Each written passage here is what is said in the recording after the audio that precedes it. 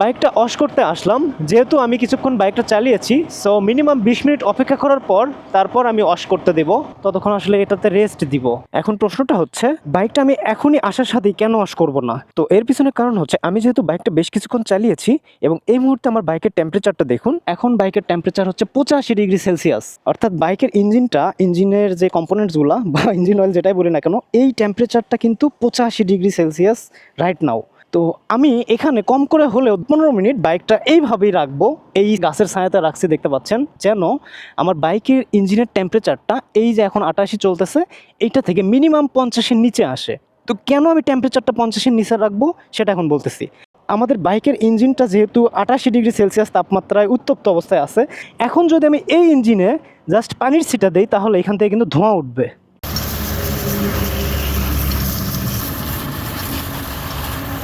অনেকেই যে কমপ্লেনটা করে সেটা হচ্ছে, একটা নতুন বাইকের নতুন ইঞ্জিনে দেখা যাচ্ছে যে 3 মাস 4 মাসে ইঞ্জিনের যে কালার, এই কালারটা উঠে যায় বা নষ্ট হয়ে যায়। তো এই প্রবলেমটা এই জন্যই পড়ে যে একটা গরম ইঞ্জিনে যখন আপনি ঠান্ডা পানিতে ওয়াশ করতেছেন, তখন কিন্তু ইঞ্জিনের যে টেম্পারেচার, ওই টেম্পারেচারটা অতি তাড়াতাড়ি কমে যাচ্ছে। অতি তাড়াতাড়ি ঠান্ডা হওয়ার কারণে ইঞ্জিনের যে সংকোচন প্রসারণ হয় তাপের ফলে, এই তাতে করে আপনার বাইকের যে ইঞ্জিনের গায়ে যে রংটা বা কালার ছিল, সেই কালারটা কিন্তু উঠে যায় বা চটে যায়। এজন্য আসলে বাইক রাইড করে আসলে গরম বাইক কখনোই ওয়াশ করবেন না।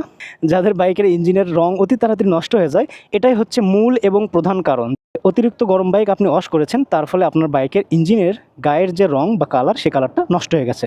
তো আমি এজন্যই আসলে ওয়েট করব কম করে হলো 15 মিনিট, যতক্ষণ না আমার বাইকের টেম্পারেচার 50-এর নিচে আসতেছে। তো দেখতে পাচ্ছেন এখন আমার বাইকের টেম্পারেচার হচ্ছে 75 ডিগ্রি সেলসিয়াস।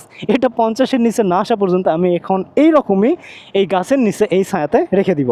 তারপর আসলে আমি এইখানে সার্ভিস সেন্টারে ওয়াশে দিব। তো এই কাজটা আপনারা সবাই করবেন, যে একটা বাইক রাইড করে আসলে বাইকের ইঞ্জিনটা কতটুকু গরম আছে সেটা বিবেচনা করে তারপরে অবশ্যই অশে দেবেন। কেননা গরম বাইক যদি সাথে সাথে অশে নিয়ে যান, তাহলে আপনার বাইকের ইঞ্জিনের কালার সেটা নষ্ট হয়ে যাবে।